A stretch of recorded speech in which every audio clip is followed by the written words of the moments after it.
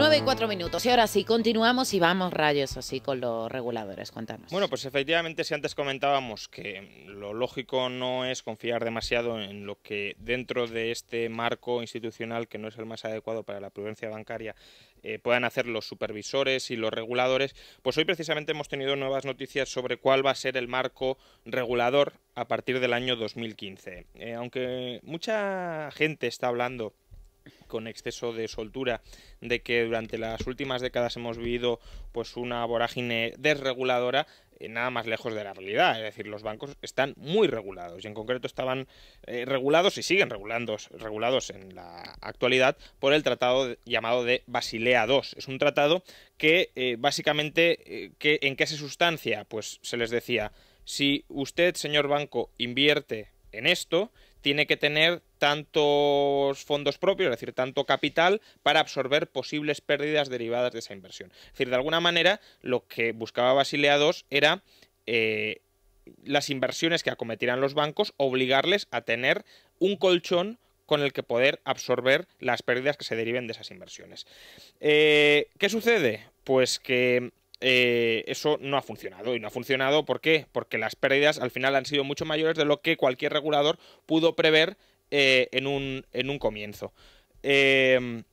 Entonces, ¿el problema cuál ha sido? Pues precisamente este, que como se generó una burbuja crediticia que nadie pudo prever, ni siquiera los propios reguladores, y esa burbuja crediticia les ha causado pérdidas a los bancos, al final el capital que les obligaron a tener para absorber pérdidas no ha sido suficiente. Entonces, ahora vamos a una nueva edición de Basilea II y se llamará precisamente Basilea III. Entonces, en Basilea III, ¿qué se hace? Pues bueno, se mantiene la exigencia de capital para los bancos, es decir, si usted invierte en esto tiene que tener al menos este capital para absorber pérdidas, pero se regula también otra dimensión del negocio de la banca. En esta crisis hemos visto que los bancos se pueden ver sometidos, bueno, muchos ya lo sabíamos, pero algunos lo han descubierto ahora, se pueden ver sometidos a un pánico. ¿Y un pánico qué significa? Pues que, como los bancos, antes lo comentábamos, se suelen endeudar a muy corto plazo, si no se les refinancia continuamente, pues se les cierra la ventanilla y suspenden pagos. Eso es lo que le pasó, por ejemplo, a Bear Stearns, el banco estadounidense, lo que le pasó al banco inglés Northern Rock. La gente empezó a sacar el dinero del banco y no tenía nada con qué pagarles y tuvo que suspender pagos, y lo que le pasó en parte a Lehman Brothers. Entonces, en esta nueva regulación, ¿la idea cuál era?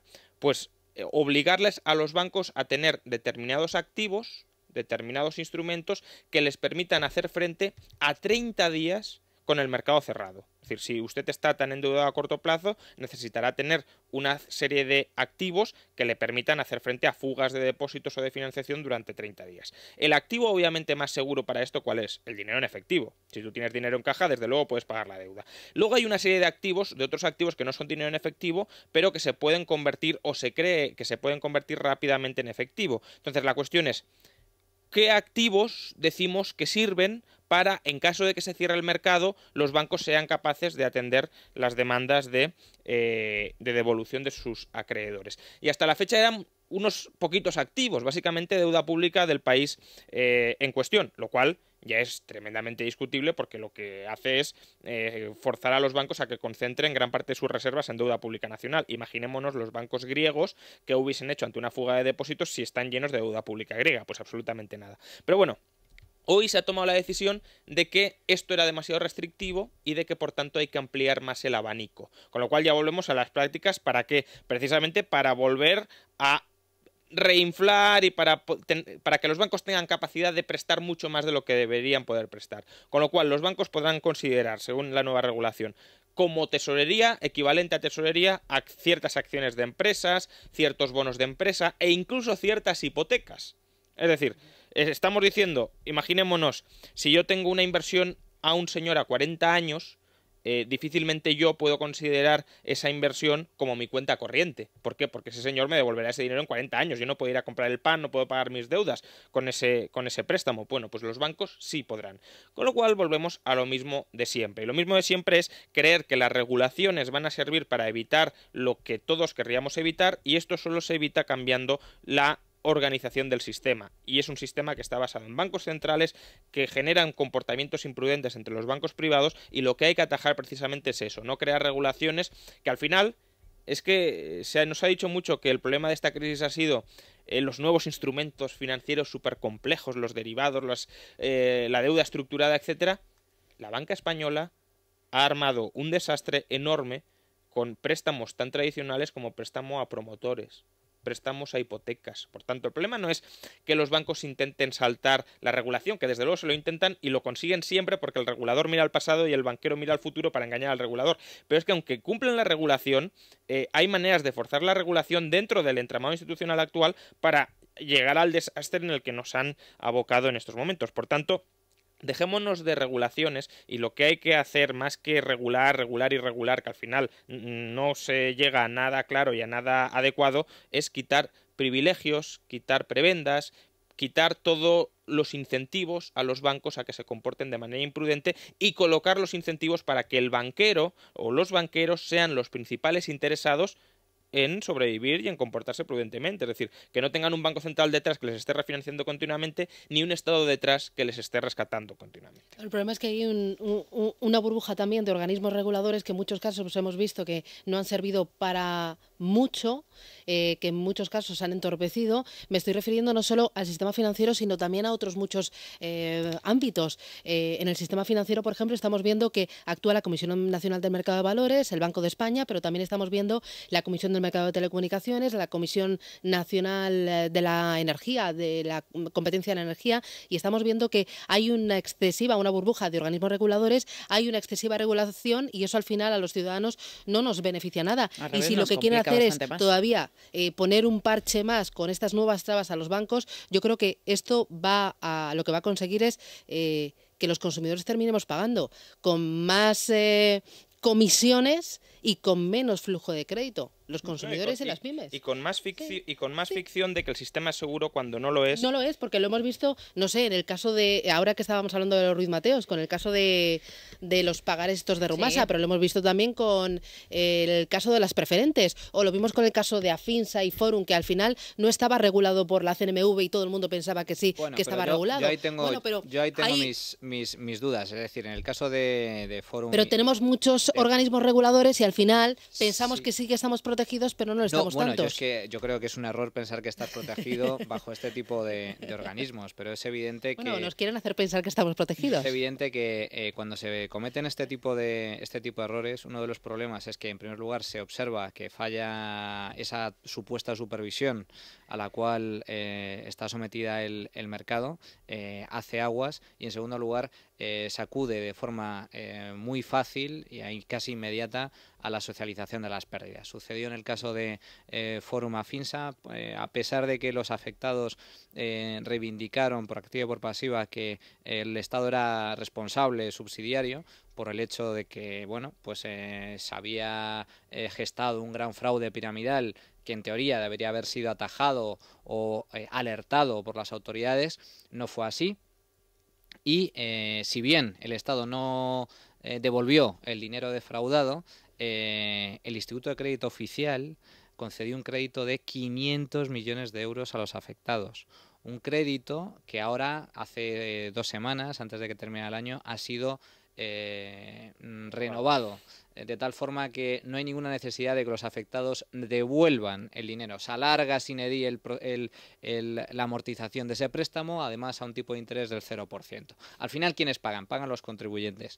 ¿Qué va a pasar con las preferentes? Pues algo similar.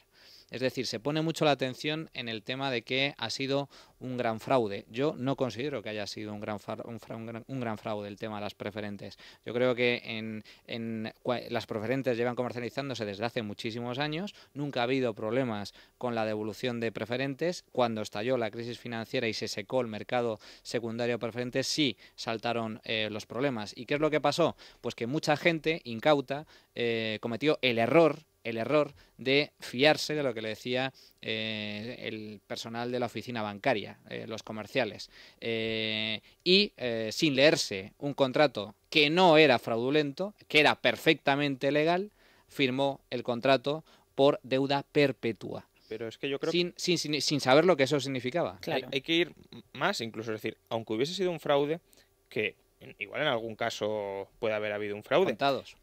Pero vamos a ver, si yo voy por la calle y me encuentro un trilero y yo sé que, o no lo sé, y el trilero me dice, no, aquí puedes ganar mucho, y juego y pierdo, incluso podríamos discutir si ha habido fraude o no, es decir, porque el señor a lo mejor me vendía que iba a ganar o no, pero el dinero, si el trilero se fuga, ya no está. Entonces, a ese señor, o a mí, que he sido defraudado, ¿quién nos tiene que devolver lo que hemos perdido? Pues a lo mejor habría que procesar si se pudiera al trilero, pero si el trilero se lo ha gastado y tal, a ella no hay fondos, con lo cual, ¿cómo se recupera eso? Desde luego, quien no tiene que hacer frente a ese fraude, en caso de que lo haya habido, son los contribuyentes, que son los últimos afectados o los últimos responsables de que a usted, por las buenas o por las malas, le hayan terminado engañando, lo cual es algo muy triste, muy lamentable y que debería ser perseguido si ha habido fraude, pero no hay ningún motivo para que el resto de gente meta dinero en eso. De todas formas, yo detrás de todo esto lo que veo es que lo fácil es eliminar la responsabilidad individual de cada uno de nosotros y tratarnos a cada uno de nosotros como tontos, sí, porque al final, o sea, yo creo que en algunos casos sí que ha habido fraude y que ha habido pues algunos algunos directores de oficinas que se han aprovechado de la confianza de los clientes que eran toda la vida y han dicho, bueno, pues se lo voy a colar porque aquí esto no pasa nada. Yo creo pues que el fraude no radica en eso, es decir, los casos que se han ganado ahí, eso es un fraude. Entonces, si se ha falsificado la firma, la responsabilidad individual de cada uno de nosotros. Si no hay un contrato firmado, pero hay que tener en cuenta una cosa, es decir, es que muchos empleados de cajas de ahorros han comprado preferentes de sus propias entidades. Es decir, vendían ese producto cuando ellos mismos habían invertido en él. Es decir, yo pongo en duda el hecho de que hubiera sido un fraude. Es que no había fraude. Lo siento mucho, no había fraude. Bueno, en algunos casos sí. En casos puntuales totalmente anecdóticos. El 99% de la gente... Pero como conspiración, no. Exacto, es decir, cuando se vendían ese tipo de productos era un mercado líquido y muy arriesgado. Y yo, los casos que conozco y de fuentes financieras, todo esto se llevó a cabo durante la famosa guerra por el pasivo, en donde los bancos y entidades financieras ofrecían un tipo de interés bastante suculento por depósitos del 4,5%. Entonces, yo conozco gente del sector que iba, son comerciales al fin y al cabo. El personal de las entidades financieras se dedican a vender, son comerciales e intentaban vender este tipo de productos a sus clientes. Y tú vas allí sabiendo que son comerciales y que te quieren vender X productos. Bueno, yo es que creo que la gente no lo sabe. O debería. O debería de saberlo. Claro. La gente, entonces, ¿qué es lo que hacían estos comerciales? Pues ofrecían un tipo de interés del 4,5% por un depósito a plazo y lo que respondían los clientes es, ya, pero es que a mí en la caja de enfrente me ofrecen un 8%. Y le respondía al comercial, ya, pero es que eso no es un depósito. Ya, me da igual, pero me ofrecen un 8%.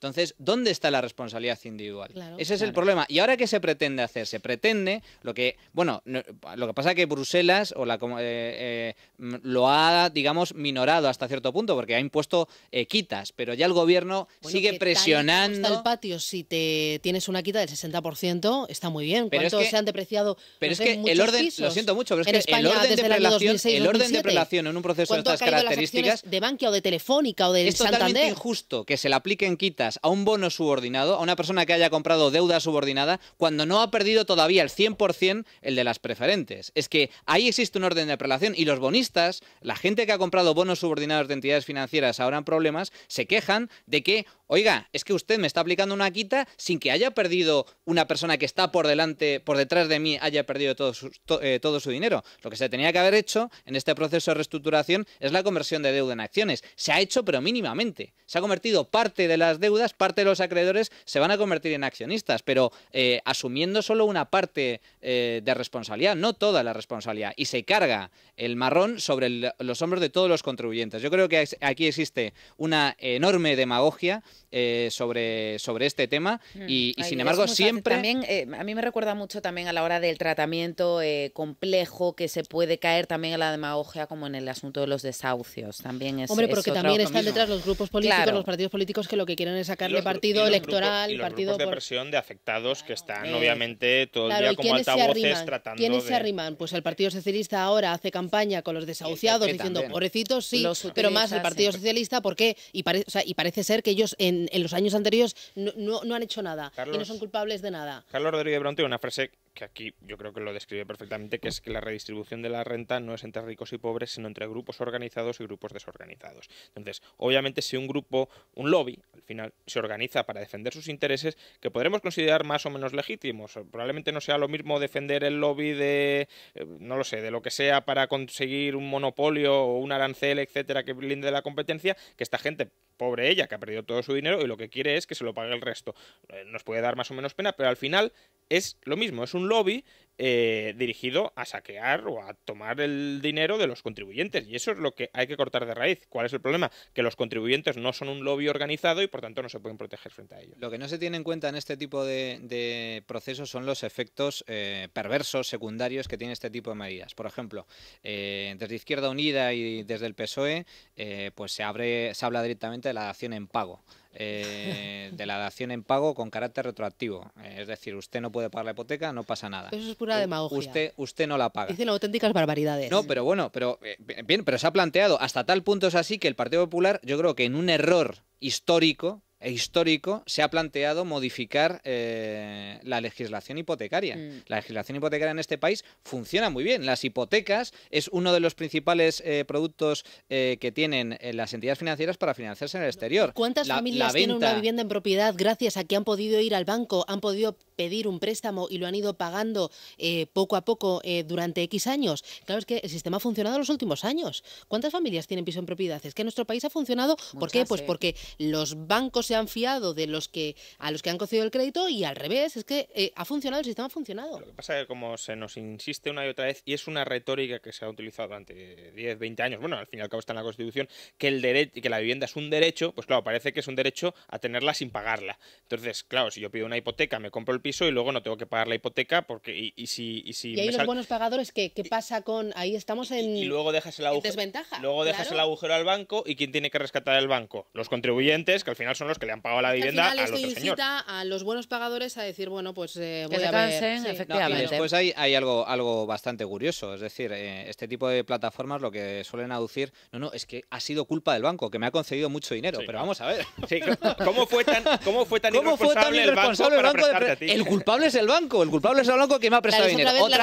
Otra falacia, puesto que rescatan a la entidad con dinero público, que también me rescaten a mí. No, señores, es que es tan condenable rescatar a una entidad con dinero público como rescatar a una persona insolvente o una empresa insolvente. Ese no es el problema. Y luego, ¿cuál es el efecto secundario? Imaginémonos, es que el Partido Popular ha abierto un melón muy peligroso. Imaginémonos que establece la dación en pago con carácter retroactivo. Bien, ¿qué pasa automáticamente? Bueno, se suceden los impagos. Todas aquellas personas que deban más al banco de lo que vale actualmente su vivienda, automáticamente deja de pagar, aumenta el agujero del sistema financiero, los bonos hipotecarios, los activos hipotecarios que venden los bancos en el exterior para financiarse se colapsan, por lo tanto el agujero todavía es mayor. Todo eso con dinero público tiene que ser tapado, pero es que luego a más largo plazo lo que no tiene en cuenta la gente es que el número de hipotecas concedidas se reducirá de forma dramática, o al menos el importe concedido por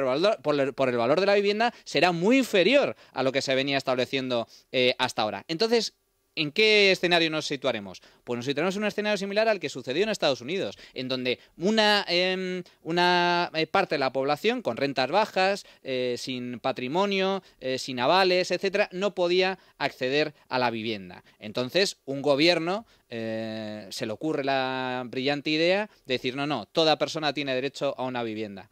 Y fue lo que pasó en Estados Unidos. Dos agencias hipotecarias semipúblicas, Fannie Mae y Freddie Mac, concedían hipotecas o avalaban hipotecas a gente que no podía pagarlas. Manu ponía encima de la mesa a Estados Unidos y le recojo la palabra precisamente para darte paso al siguiente tema, Rayo. Efectivamente, sí. Bueno, la última de las noticias de hoy, es una noticia que viene coleando desde hace unos días, pero hoy, pues lo ha recomendado, ya incluso ha hecho eco Paul Krugman, un congresista demócrata, etcétera.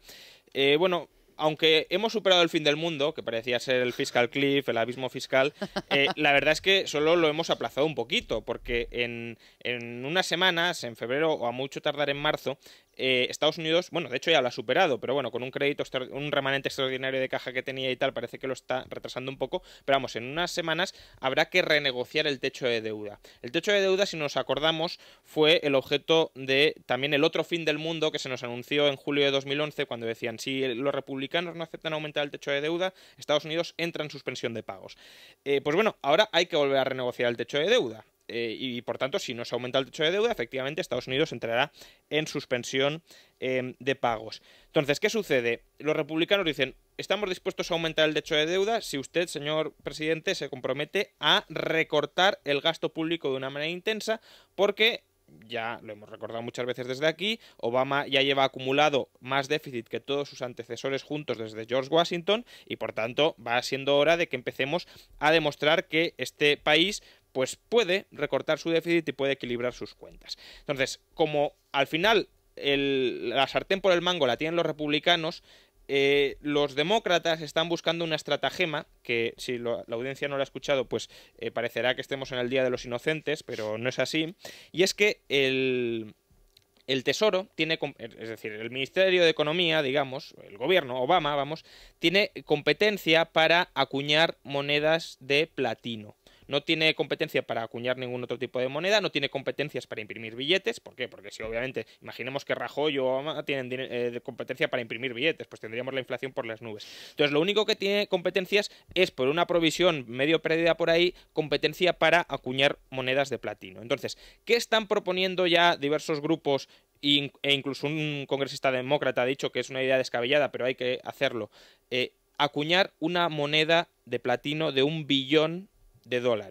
¿Con qué propósito? Pues se coge esta moneda acuñada, se lleva a la Reserva Federal, al Banco Central de Estados Unidos, y el Banco Central de Estados Unidos, a cambio de esa moneda que tiene un valor de $1 billón, les da al gobierno $1 billón en papel moneda, en dólares. Con lo cual, con eso es como una recaudación extraordinaria que les sale, no necesitan endeudarse y por tanto no sobrepasan el techo de deuda. Es algo disparatado porque al final imprimir billetes es también una deuda de Estados Unidos contra los tenedores de billetes. Por tanto, si la medida del techo de deuda se aprobó para controlar la expansión de poderes, para dividir los poderes y controlar el gasto del Ejecutivo, aquí lo que está sucediendo al final es que el Ejecutivo está encontrando otra manera torticera de endeudarse, y el problema fiscal y financiero, al final, porque el fiscal se transforma en financiero de Estados Unidos, sigue sin solucionarse. Pero bueno, es Obama, es el keynesianismo, es Krugman y es todo lo que bueno, es no Bernanke. Es muy creativa, ¿no?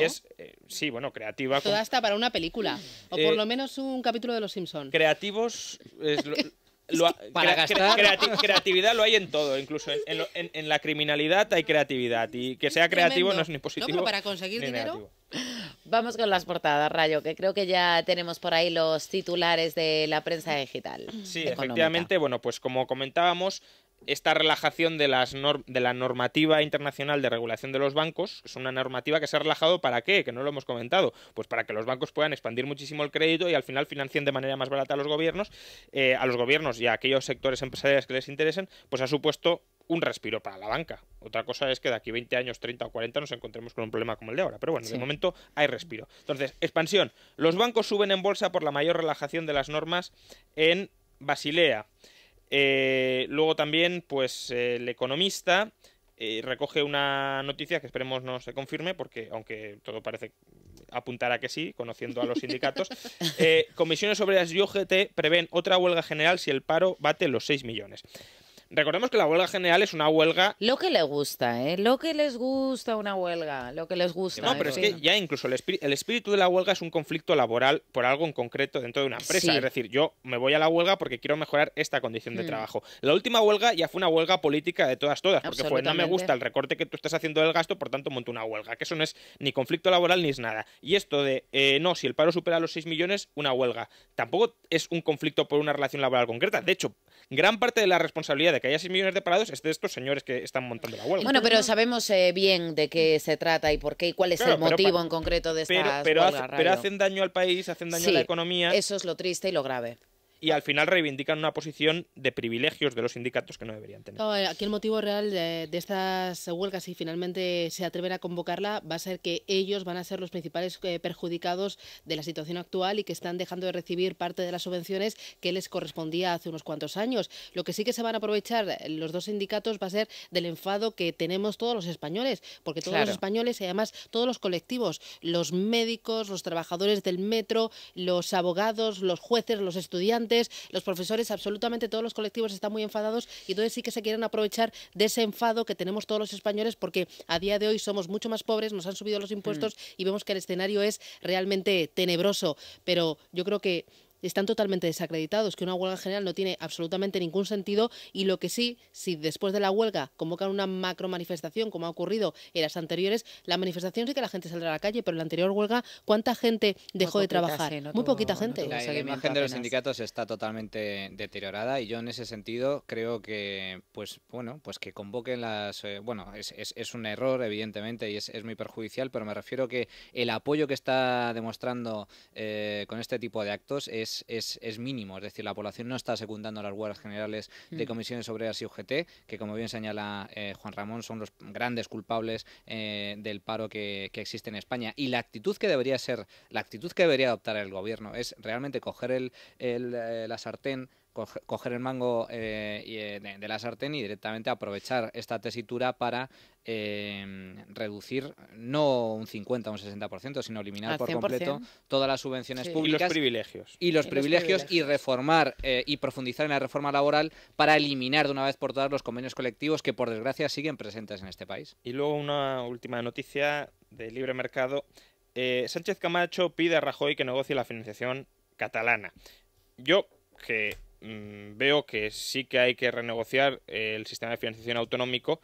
Lo que hay que aclarar aquí y lo que hay que criticar aquí, tanto a Sánchez Camacho como a Mas, como a Rajoy, si se le ocurre hacer esto, es que no hay que renegociar la financiación de Cataluña, hay que renegociar la financiación de toda España, de todas las comunidades autónomas, porque lo perverso no es solo el sistema de financiación que rige en Cataluña, es el que rige en todas las comunidades autónomas de este país. Por tanto, querer crear una excepcionalidad en Cataluña cuando no la hay, cuando es norma común las deficiencias de este sistema de financiación autonómico, es un error que al final lo que mueve es a mayores reivindicaciones nacionalistas que no deberían entrar en este debate. Bueno, pues lo dejamos aquí, si os parece. Manuel Llamas, muchísimas gracias. También a ti, Susana Criado. Como siempre, Juan Ramón Rayo. Mañana nos vemos. Señores, hacemos una pausa y volvemos con Silvia Ribeiro y Cultura. Hasta ahora.